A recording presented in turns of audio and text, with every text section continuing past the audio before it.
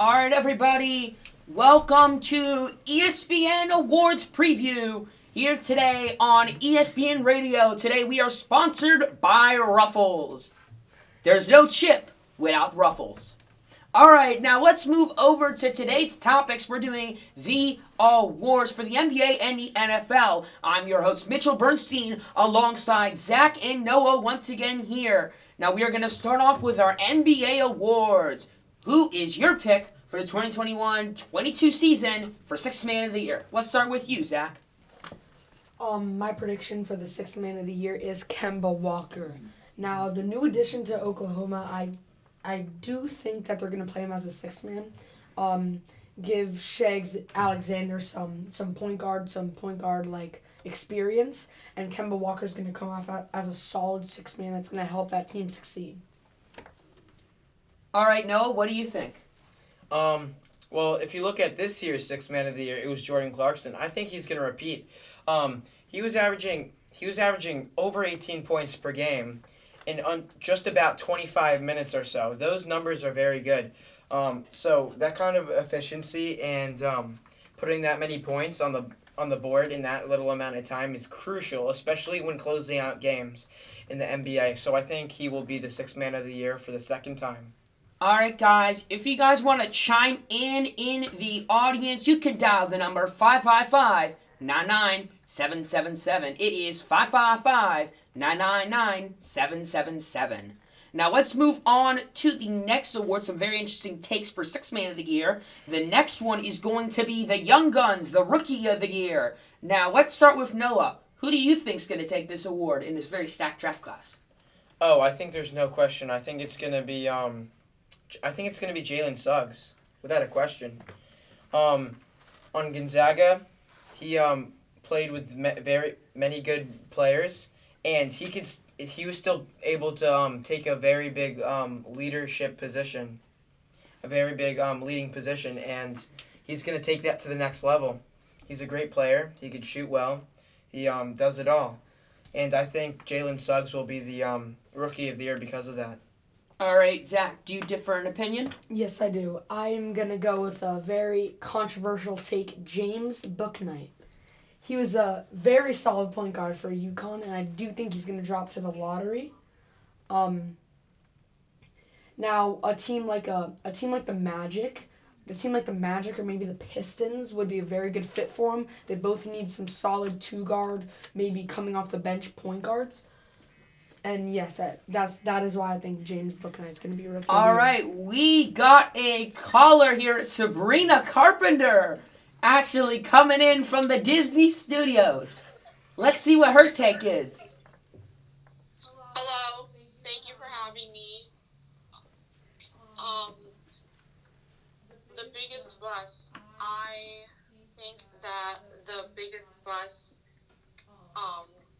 could be, I think there's a lot of players who could be the biggest bust. I don't really know if there's one specific because a lot of times players don't really have what it takes to be the best. So I really think you have to look at the season starting before. Okay, so thank you for the question. So Zach, Noah, who do you think's gonna win the great, very honorable award of biggest bust? It's tough to say in such a stacked draft class. I'm gonna have to hand this question over to you, Zach. I'm not quite sure.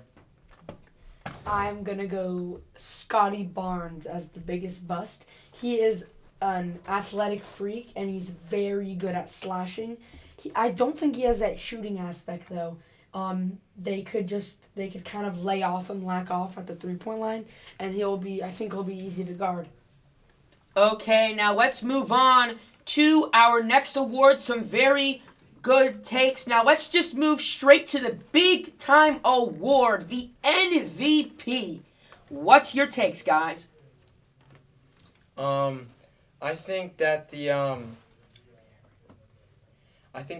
NBA MVP will be Joel Embiid.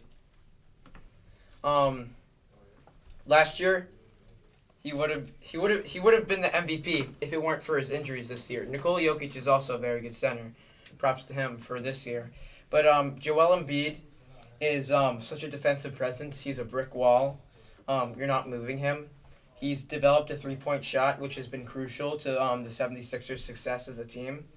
And I just think that he's a great leader, and he has all the qualities to be the most valuable player. He could get the blocks, the steals.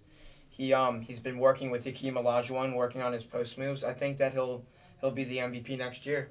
A very good player in Joel Embiid. Once again, a top 3 candidate in the MVP race last year, which did go to Nikola Jokic. Now, Zach, who do you think's going to take the award? I'm gonna have to disagree with you, Noah, on this one.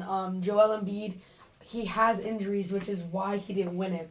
He's shown since the first time he came in the league that he's injury prone. He can't stay on the court. He spent 1 to 2 years right when he got in the league to just recover because he had an injury from there. He just keeps getting ankle injuries, groin injuries, etc. I think the MVP will be Steph Curry this year. With Klay coming back, maybe not 100%, but it'll definitely be a strong asset. They also have Kelly Oubre who showed exceptional skill this year, better than we all thought. They also have Andrew Wiggins, which is a very good scorer, great scorer, 20 points per game at least. Klay Thompson will be a very good asset and an assistant to Steph Curry's MVP. Steph Curry, former unanimous MVP. Let's see if he can do it again. That is going to be it for the previews of the NBA awards here on ESPN's award preview. I'm your host, Mitchell Bernstein, once again with Noah and Zach, who were able to give you some predictions and takes. Thank you again. See you guys during the next season.